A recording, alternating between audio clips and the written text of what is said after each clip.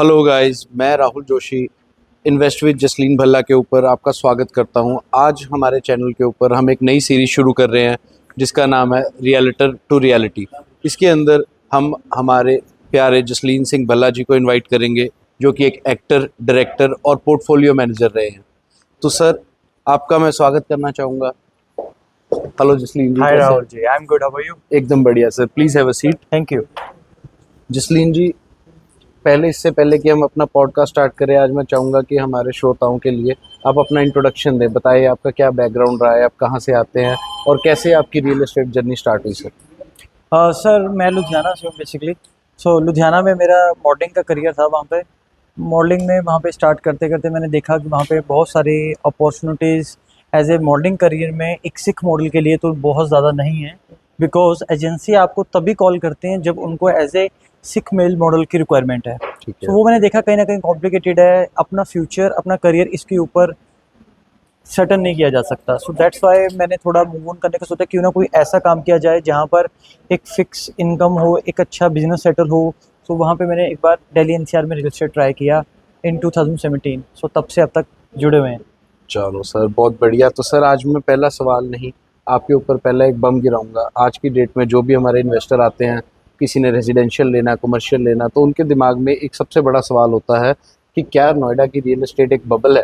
क्योंकि पिछले कुछ सालों में हमें देखने को मिला कि प्राइसेस बहुत तेज़ी से शूट अप हुए हैं और बहुत इन्फ्लेटेड वैल्यू है। तो लोगों के मन में कहीं ना कहीं ये डर आ जाता है जसलीन जी, कि क्या ये प्राइसेस वाकई बहुत ज़्यादा इन्फ्लेटेड है? क्या यहाँ से भी हमें आगे ग्रोथ मिल सकती है? देखिए राहुल जी, ये आपका क्वेश्चन जो है ये बहुत सारे बायर्स को भी ऐसा लगता है। बट अगर आप देखिए, आप कोई भी किसी भी सिटी को उठा के देखिए। जैसे मैं लुधियाना से हूँ, सो लुधियाना में आपको थोड़ा बहुत आइडिया है? बिल्कुल सर, मैं भी लुधियाना से ही हूँ। Oh great. सो लुधियाना के अंदर अगर आप देखें कि सबसे पहले 10 साल पहले लोग कहाँ पे घूमना करते थे? सराबा नगर किप्स मार्केट। सराबा नगर किप्स मार्केट। सो उसके बाद देखिए 5 साल बाद उसमें क्या चीज़ें चेंजेस हुए हैं।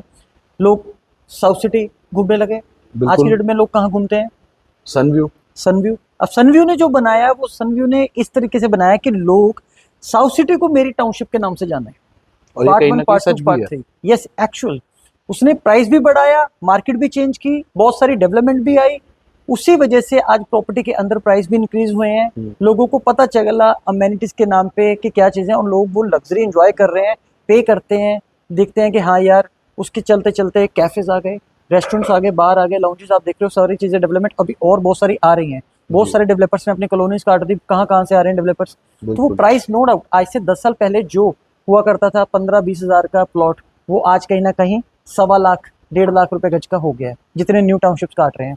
और उसमें अब नोएडा की बात करें, नोएडा के अंदर भी सेम यही है कि आज जो 10 साल पहले जो आपको प्राइस मिला करता था, वो आज नहीं है। कहीं ना कहीं उसके अंदर डेवलपर की भी रोल अदा करता है कि वो अमेनिटीज क्या दे रहा है। एक सबसे बड़ा, राहुल जी आपको और कहना चाहूँगा, अमेनिटीज के साथ साथ एक सबसे बड़ा रोल अदा करता है कि आपकी प्रॉपर्टी लैंड बाय कॉस्ट। जब आप लैंड बाइंग कॉस्ट आपकी जो 10 साल पहले थी, वो नो डाउट आज नहीं है। जो लेबर 10 साल पहले आपकी कॉस्ट थी और जो कंस्ट्रक्शन आपकी 10 साल पहले थी, वो आज बिल्कुल नहीं है सर। उसको कंपेयर नहीं कर सकते। स्टील, लोहा जो आपका पहले बिकता था, वो आज की डेट में नहीं है उस रेट पे। जिस वजह से लैंड कॉस्ट भी बढ़ी है। अथॉरिटी देख रही है, वर्ल्ड का 3rd लार्जेस्ट एयरपोर्ट नोएडा के अंदर बन रहा है। जी। इंडिया का लार्जेस्ट एयरपोर्ट बन रहा है। प्राइस अब नहीं बढ़ेंगे सर, कब बढ़ेंगे? According to me this is not bubble. इसके अलावा आपको क्या लगता है सर, एयरपोर्ट के अलावा और क्या मेजर फैक्टर्स हैं जिनकी वजह से यहाँ पे अभी भी बहुत रूम बचा हुआ है जहाँ से प्राइस इन्फ्लेट हो सके? सर देखिए, एयरपोर्ट के अलावा अभी मैं देखता हूँ कि हाँ, अभी बहुत सारी प्रॉपर्टीज ऐसी हैं नोएडा के अंदर जो अभी लैंड बाय होनी है। अभी बहुत सारी जगह अभी पड़ी हैं ऐसी। तो नोएडा एक ऐसा चंक है जहाँ पे अभी लोग मूव ऑन भी हो रहे हैं और हो भी सकते हैं, अपना पैसा आगे कमा भी सकते हैं। This is the right time. क्योंकि अगर आप देखिए, गुड़गांव को देखो, सेचुरेशन है, दिल्ली सेचुरेशन है, फरीदाबाद ऑलमोस्ट सेचुरेशन है। फरीदाबाद में डेवलपमेंट ही नहीं है ज़्यादा, हम्म। क्योंकि इंफ्रास्ट्रक्चर स्ट्रॉन्ग नहीं है। गाजियाबाद भी सेम, इंफ्रास्ट्रक्चर स्ट्रॉन्ग नहीं है, इसीलिए प्रॉपर्टी में ज़्यादा एमएनसीज नहीं है, वहाँ पर एप्रिसिएशन नहीं है। तो यहाँ पे अगर बात कर लो, आपको इंफ्रास्ट्रक्चर नोएडा के अंदर ए ग्रेड मिलेगा, इन सभी सिटी से ज़्यादा बढ़िया। ज़्यादातर जितनी ए ग्रेड कंपनीज हैं, उनके हेड ऑफिस आपको नोएडा के अंदर मिलेंगे, जिस वजह से प्रॉपर्टी में बहुत अच्छा एक बूम आ भी रहा है और आएगा भी। तो आप अगले 5 साल नोएडा की मार्केट को कैसे देखते हैं, रेजिडेंशियल और कमर्शियल दोनों मार्केट्स को? दोनों बूम करेंगे यार। जो कुछ सोच रहा है कि मैं अपना प्रॉपर्टी में अभी सोच रहा हूँ, मैं अभी देखूंगा, मेरा ये कहना है कि वो सोचे ना देखे ना, जस्ट इन्वेस्ट करे। क्योंकि आज से 2 साल पहले भी जिसने इन्वेस्ट किया होगा ना यार, वो ये सोचा होगा कि 10 साल पहले तो बहुत कम रेट था। आज 2 साल पुरानी प्रॉपर्टी का भी अगर आप रेट उठा लो, वो बंदा उसमें भी कमा के गया होगा 100%। ओके। तो सर एक और आपसे टफ सवाल पूछना चाहूंगा जसलीन जी। मैं एक वर्ड सुना है मैंने भी, आपने भी सर सुनी रखा होगा, अशोर्ड रेंटल्स या अशोर्ड रिटर्न। यस यस तो यस। सर इसके बारे में बहुत सारे इन्वेस्टर बोलते हैं कि ये हमारा ही पैसा हमें वापस कर दिया जाता है डेवलपर द्वारा घुमा के। क्या वाकई आज की डेट में जो एआर हमें मिल रहा है प्रॉपर्टीज के अंदर, वो लोग अपनी जेब से पहले पे कर रहे हैं और वापस ले रहे हैं उस पैसे को? सर देखिए, ये अश्योर रिटर्न्स क्या है, ये बेसिकली दो तरह की चीज़ें होती हैं। एक डेवलपर है कि आप ही का पैसा लेके आपको दे जा रहा है, ठीक है।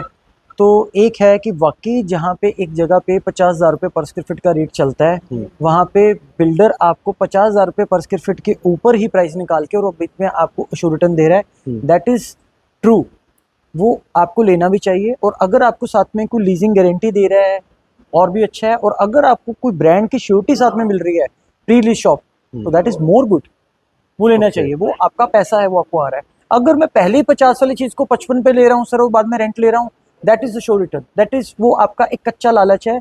उसमें आपको पता ही नहीं है आपका ब्रांड कल को किराए पे चढ़े ना चढ़े, बाद में आप ब्रोकर्स पे टक्करे मारो, मेरी प्रॉपर्टी को किराए पे चढ़ा दे। पहले आपने 2 साल का कच्चा लालच देख लिया, 12% का रिटर्न, बाद में आपकी प्रॉपर्टी किराए पे चढ़ नहीं रही, so that is assure return. So ये आपका, मेरे हिसाब से जो जेन्युइन प्राइस पे चीज मिल रही है, वो आपका एक अच्छा रेंटल है। आपकी प्रॉपर्टी का पेड अप अमाउंट है, जो आप बैंक में लेते हो कम, तो आपको प्रॉपर्टी में कहीं ना कहीं ज़्यादा मिल जाता है। ओके जी। तो हमें कहने का आपका भाव है कि एक कंपैरिजन करके, एक एरिया का प्राइस जान के, एक इन्वेस्टर को किस एरिया में किस चीज़ का क्या प्राइस है, उसके अकॉर्डिंगली अगर किसी प्रॉपर्टी पे एआर मिल रहा है तो वो आपको डेवलपर जेब से नहीं दे रहा। राइट। और अगर कोई इन्फ्लेटेड वैल्यू पे, अगर वही जैसे आपने बोला 50,000 की चीज़ 55 में ले रहे हैं, तो उसमें आप अपनी जेब से पैसा दे रहे हैं। Right. Fair enough, fair enough. तो जसलीन जी आपसे एक सवाल और पूछना चाहूँगा। जी। ये इन्वेस्टर से जब मैं बात करता हूँ, इन्वेस्टर मीट्स पे मिलते हैं, लोगों को मिलते हैं, तो लोग कहते हैं कि नोएडा के अंदर ये जो इतना ऑफिस स्पेस बन रहा है, इसको कौन किराए पे लेगा? ये इतने हम देखते हैं सर, जहाँ आज की डेट में नज़र में आता हूँ, हाई राइज नज़र आते हैं, ऑफिस बिल्डिंग्स नज़र आती हैं मुझे, कुछ बन रही हैं, कुछ बन के तैयार खड़ी हैं सर ऑलरेडी। लेकिन सबसे बड़ा सवाल लोगों का ये आता है कि हमें इस पे किराएदार कैसे मिलेगा, इस पे हमें रेंटर कैसे मिलेगा, क्योंकि अवेलेबिलिटी इज अलॉट। तो ये लोगों का सवाल रहता है सर पैसा लगाने से पहले प्रॉपर्टी। Exactly, right right. देखिए, गुड़गांव के अंदर अगर बात करूं तो राहुल जी, गुड़गांव के अंदर आज से 10 साल पहले, 15 साल पहले क्या था? कुछ भी नहीं। आपने देखा, आया कौन? डीएलएफ। डीएलएफ ने बनाया। आज मेजर पार्ट जो डेवलप करने का है गुड़गांव को, दैट इज डीएलएफ। डीएलएफ ने मार्केट बदली, ऑफिसेज बनाए, सोसाइटीज बनाई, ठीक है। लोग आए, मूव ऑन हुए, आईटीज आई, कंपनीज आ गई उसके पीछे पीछे, बहुत देखी देखी, ठीक है। आज मल्टीपल वहाँ पे कंपनीज आ चुकी हैं, सेम लाइक नोएडा के अंदर जब लोग हुए, जब लोगों की रेंज से दिल्ली गुड़गांव बाहर हुआ, तो नोएडा के अंदर एक नया शहर बसा, एक हाई राइज नया इंक्रीज हुआ, ठीक है। अथॉरिटी ने एक अच्छा बढ़ावा दिया आईटी को, ठीक है। तब आईटी बहुत अच्छा बिकता था, आज भी है। सो उसकी वजह से आज देखिए, तब उस टाइम एसेंशियर, जेनपैक्ट वगैरह बहुत सारी company, Sleepwell, Tech Mahindra, Tech Boulevard and many more companies जो पहले नहीं थी, वो अब नोएडा के अंदर आ गई, जिस वजह से प्राइस भी इंक्रीज बहुत हुआ है। और अभी तो और आएंगे राहुल जी, अभी तो मैं कहूँगा कुछ भी नहीं है, अभी तो और आएंगी। It's just 30%। जो यमुना पे डेवलपमेंट आ रही है, वो कांट इमेजिन कि मतलब किस तरीके की डेवलपमेंट आ रही है। आप यूँ मानिए कि राहुल जी, नया शहर बसने जा रहा है नोएडा के अंदर, यमुना एक्सप्रेसवे के ऊपर नया शहर। दुनिया भर के इन्वेस्टर आज की डेट में यमुना एक्सप्रेसवे के ऊपर या नोएडा के ऊपर, उनको मार्केट का पता है कि यार कहीं भी कुछ मिल जाए, एयरपोर्ट बनने जा रहा है, बहुत अच्छा पार्ट यहाँ पे कमा के निकलेंगे। सो आज यहाँ पे पैसा लगा दे, प्रॉपर्टी में एप्रिसिएशन लोगों को मिल भी रहा है। कोई स्विच कर रहा है 2 साल में, कोई 2 महीने में, मतलब कमा रहा है कस्टमर। तो आपके कहने के हिसाब से जसलीन जी, एक नया बिजनेस हब बनने जा रहा है नोएडा के अंदर। एग्जैक्टली। कंपनीज उठ के आ रही हैं, मैंने भी देखा है सर। मैंने भी अगर कुछ कंपनियों के नाम लूँ, पेटीएम जैसे, आपने भी कुछ कंपनियों के नाम लिए, तो कुछ काफ़ी बड़ी बड़ी एमएनसीज नोएडा के अंदर उठ के आई हैं। और अभी मुझे पीछे कुछ न्यूज़ सुनने में आई थी माइक्रोसॉफ्ट के रिगार्डिंग, क्या वो न्यूज़ भी सही है? क्या माइक्रोसॉफ्ट भी नोएडा में एंटर कर रहा है? I am not talking about the Microsoft, तो ऑलरेडी है। अगर मैं बात करता हूँ सर, और एक्सपेंशन उनका कोई प्लान हो तो बात अलग है, बट आज की डेट में आप अडोब को ही देख लो सर, तीसरा एक्सपेंशन सेक्टर 25 में अपना लेकर आ रहा है। क्यों लेकर आ रहा है? Okay just because of growth. Noida के अंदर एक्सपेंशन उसे मिल रहा है, लैंड मिल रही है, अपनी ग्रोथ मिल रही है, अपने ऑफिस को एक्सपेंड कर रहा है वो। सो ऐसे बहुत सारे और भी कंपनीज आ रही हैं। ओके आए दिन न्यूज आती है, आप न्यूज देखिए, आपको अपडेट मिलेगी। आप नोएडा के अंदर मेरे चैनल को सब्सक्राइब कीजिए ना, उसमें आपको सारी डिटेल मिलेगी। कोई ऑफिस आता है, कोई न्यूज आती है, सबसे पहले हम न्यूज डालते हैं उसमें। आपकी वीडियोस तो सर मैं देखता रहता हूँ, जी तभी तो मैंने आज आपके साथ डिसाइड करा कि आज हम बैठ के एक अच्छी कॉन्वर्सेशन करेंगे और लोगों के हार्ड क्वेश्चंस का आपसे जवाब मांगेंगे। तो सर आपके ऊपर एक और बॉम्ब गिराता हूँ इसी के साथ। श्योर। सर लोग एग्जिट मांगते हैं प्रॉपर्टी के अंदर, और बहुत लोगों के साथ जब मैं बैठता हूँ वो कहते हैं अरे यार हम चीज़ ले लेते हैं बाद में बिकती नहीं है, ये इसमें ऐसा है वैसा है, हमें एग्जिट नहीं देखने को मिलती। और सर एग्जिट भी मैं 2-3 तरह की आपसे 2 चीज़ें पूछना चाहूँगा एग्जिट के क्वेश्चन के ऊपर भी। So it's going to be a 2 part question basically. आज की डेट में एक है सर क्विक फ्लिप, जो बहुत सारे इन्वेस्टर चाहते हैं कि हमारा बिजनेस चल रहा है, लाइक दिल्ली के आपको पता है बहुत सारे लोग हैं जो इनके बिजनेसेस चलते हैं, उनके पास टाइम नहीं होता सर अपने गद्दे से उठने का भी, लेकिन वो भी अपना पैसा आज की डेट में रियल एस्टेट में घुमाना चाहते हैं। But they want a quick exit, they want to put their money in. वो पैसा आज डालना चाहते हैं 1 साल 1.5 साल मैक्सिमम 2 साल 24 महीने में, या ट्रेडिंग एग्जैक्टली वो ट्रेड करना चाहते हैं प्रॉपर्टी के अंदर और ट्रेड करके एक एग्जिट चाहते हैं। पहली चीज सर। दूसरी चीज अगर आ जाती है सर कि एक लॉन्ग टर्म जो एग्जिट होती है, तो आपके हिसाब से नोएडा की मार्केट के अंदर हमें किस तरह की एग्जिट मिल जाती है देखने को? शॉर्ट टर्म एग्जिट किस तरह की पॉसिबल होती है, किस प्रॉपर्टीज में होती है, और लॉन्ग टर्म अगर हम बात करते हैं तो किस तरह की रिटर्न्स के साथ हमें एग्जिट देखने को मिलती है? ये एक मेजर सवाल है इन्वेस्टर्स का सर आज की डेट में। देखिए राहुल जी, अगर हम बात करते हैं एग्जिट की, एग्जिट अकॉर्डिंग टू प्रॉपर्टी होती है। किसी प्रॉपर्टी के अंदर 50% में एग्जिट मिल रही है, किसी में 30% में एग्जिट मिल रही है। बट आप लेने से पहले आप पूछिए कि आप एग्जिट कब ले सकते हो। अगर आपको ट्रेडिंग करनी है, आप कंसल्टेंट से पहले पूछिए कि यार मेरे को ट्रेडिंग करनी है, मेरे को इतनी देर में एग्जिट लेना है, तो आप एग्जिट लीजिए। अगर आपको लॉन्ग टर्म रखनी है, आप उसे बताइए भाई मेरे को लॉन्ग टर्म रखनी है, कौन सी प्रॉपर्टी बढ़िया है भाई, रेंटल लेना है भाई, वो आपको बता देंगे। बट जैसे कि मैं बता चुका हूँ, नोएडा के अंदर मार्केट ही ऐसी चल रही है अभी आज की डेट में कि अगर आपको ट्रेडिंग करनी है आप ट्रेडिंग कर सकते हो, अगर आपको फ्लिप करना है प्रॉपर्टी या सोल्ड करनी है, रेंटल इनकम लेनी है तो रेंटल इनकम ले सकते हो। बट डिपेंड करता है प्रॉपर्टी लो कौन सी लोकेशन पे, किसके थ्रू, ये 3 चीज। तो अगर मैं आपके थ्रू कोई किसी डील के अंदर जाता हूँ तो do you help me to get exit in the property? Definitely मैं आपको एप्रिसिएशन भी दिलवाऊंगा साथ में। ओके मैं आपको बताऊंगा कि राहुल जी यहाँ लगा लो, यहाँ पे आप 4 पैसे कमा के निकलोगे। अब उसमें भी कॉन्सेप्ट डिफरेंट है। देखिए जैसे कि आपने वो ARAL वाला पूछा, मैं आपको बताता हूँ कि मतलब कि एक होता है शो रिटर्न, एक होता है अश्योर्ड लीज। अश्योर्ड रिटर्न में आपको पता नहीं, आपकी दुकान है, उस पे आज पैसा लगा दिया, 2 साल बाद इसको किराए पे कौन उठाएगा पता नहीं है। शायद आप ब्रोकर को बोलो उठा दे यार, मार्केट रेट चलता है 200 रुपये पर स्क्वायर फीट, आप उसे बोलो यार 150 में गाहक देते यार, मेरी शॉप खाली पड़ी है। वो चीजें हैं, उसमें आपको वो भी गाहक मिलता है नहीं मिलता है बाद की बात है। आप हरास होते हो, आप देखते हो मेरी कहीं गलत इन्वेस्टमेंट तो नहीं हो गई। मैं आपको एक ऐसी चीज दे दूंगा कि आज अगर आप इन्वेस्ट कर रहे हो, एक आपको शॉप दूंगा, उसके अंदर बता दूंगा राहुल जी इस पे पैसा लगा लो, इसके अंदर ये ब्रांड आ गया है। For example KFC, McDonald, many more, कोई ज्वेलरी ब्रांड आ गया है, आप जिसमें पैसा लगा दो, 2 साल बाद इसको फ्लिप करना चाहो फ्लिप कर लेना, कैपिटल एप्रिसिएशन दे देगा। किस नाम से? ये ब्रांड आया हुआ है, इस फ्लोर पे इतना स्क्वायर फीट एरिया लिया है और इस पे LOI साइन हो चुकी है और इसके अंदर इतने % की शेयरिंग देगा ब्रांड। ओके तो वो जल्दी बिकेगी मेरी खाली के अकॉर्डिंगली। Fair enough. तो अगर आप उसे रखना चाहते हो, उसे रख लो, रेंटल ले लो, बच्चों के लिए एक फिक्स इनकम बना गए पापा कि हाँ यार सबवे से चढ़ी हुई दुकान मिल गई यार, KFC से चढ़ा हुआ पापा ने शोरूम दिलवाया था किसी टाइम पे, आज प्रॉपर्टी के अंदर 13 से 14% का रिटर्न आ रहा है। ओके तो डिफरेंट कॉन्सेप्ट है। Okay. इन्वेस्टमेंट ये दोनों डिफरेंट टाइप के हो गए। इसमें आपकी जो आपने पूछा ना फ्लिप वाला, फ्लिप आपकी इसमें फास्ट होती है, it's called pre lease shops. Okay जी, तो मतलब एक इन्वेस्टर को एक अच्छी गाइडेंस के साथ किसी भी प्रॉपर्टी में एंटर करना चाहिए। इट्स नॉट लाइक कि हर प्रॉपर्टी फ्लिप हो रही है, कुछ प्रॉपर्टीज हो रही हैं, if you go with the properties जो फ्लिप हो सकती हैं, उसके ऊपर जैसे आपने एक्सप्लेन करा अभी, जिनमें जान होगी, जिनमें एक बढ़िया एक चंक होगा, एक बढ़िया जिसमें एक क्लाइंट को टेस्ट मिलेगा कि हाँ यार प्रॉपर्टी यार मजेदार प्रॉपर्टी है यार, इसमें चिट भी अपनी फट भी अपनी, इसमें रिस्क 0 है यार, प्रॉपर्टी एक मेरे सिर पे मरा हुआ सांप नहीं गल पड़ रहा, ये बहुत बढ़िया है। तो वो सर वो क्यों नहीं लेगा, उसको 0 रिस्क मिल रहा है, वो इन्वेस्ट करेगा 100% उसका। ओके तो सर इसके साथ ही मैं आपसे एक और मेजर क्वेश्चन पूछना चाहूँगा जी।